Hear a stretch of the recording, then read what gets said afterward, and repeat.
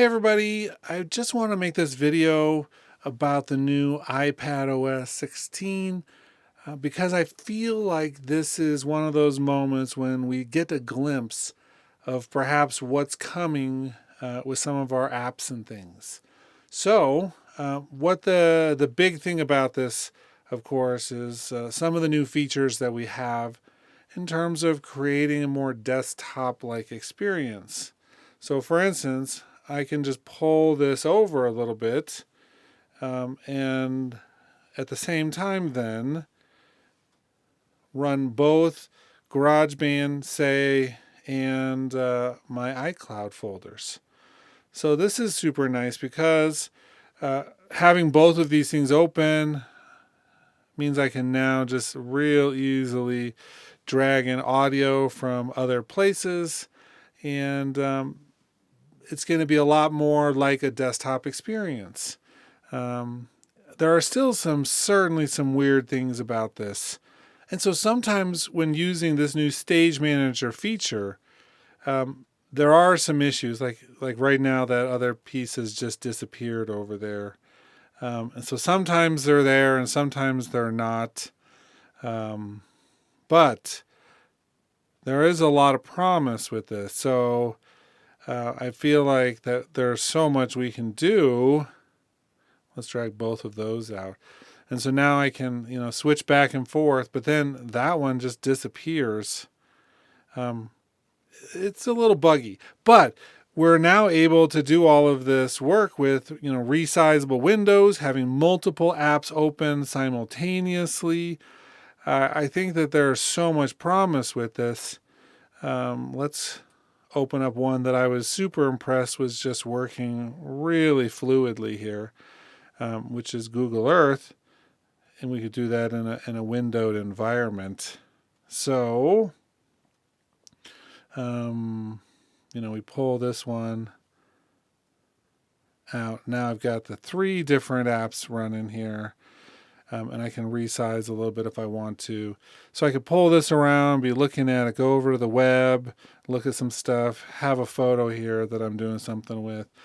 This is just a huge step in the right direction in terms of being able to do more pro apps in this type of environment. And so it seems perhaps slightly frustrating that after all of these years with iOS and then iPadOS, that we're just getting back to where laptops were in the first place.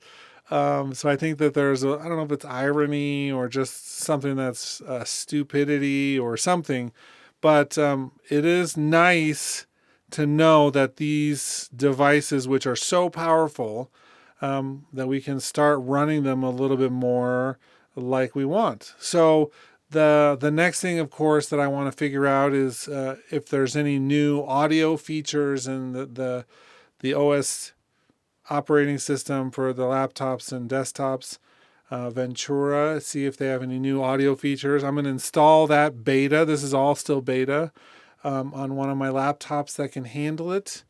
And then we'll see how these two things play together. So on my M1, of course, not on the beta. I'm not installing the new operating system on that. I've lost some of the interconnectability between the beta for my iPad and not running the beta on my M1. And so I can't do things like universal control, and I can't do AirDrop, and a few other things aren't working. But those will get fixed as the beta versions come out and then as the full version is released. But just want to share that, we're making progress, and we can now, run GarageBand here kind of in the background to a certain degree while having it open while doing other stuff. As an example, and let's go into our settings for a second just to make sure I have this turned on. But you want to make sure you have the running in background option selected. That way, when I push play, and let's mute that for a second. Just this drum loop.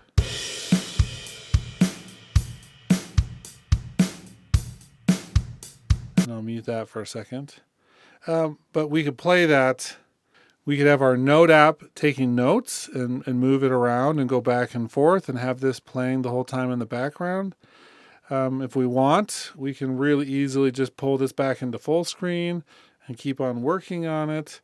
That leaves the note app still here. And so we can just keep on working with it.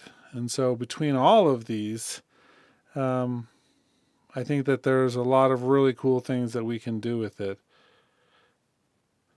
Still working out some of the controls because it's not perfect by any stretch of the imagination. And you can see when GarageBand is up, then we actually lose some of the stage manager functionality. But that's a bug, I think, and it will be sorted out in one of the later versions. Anyway, what do you think? Is this something you're excited for? Is this something in the wrong direction? I mean, what are your thoughts? I'd love to hear about them and what you're looking forward to.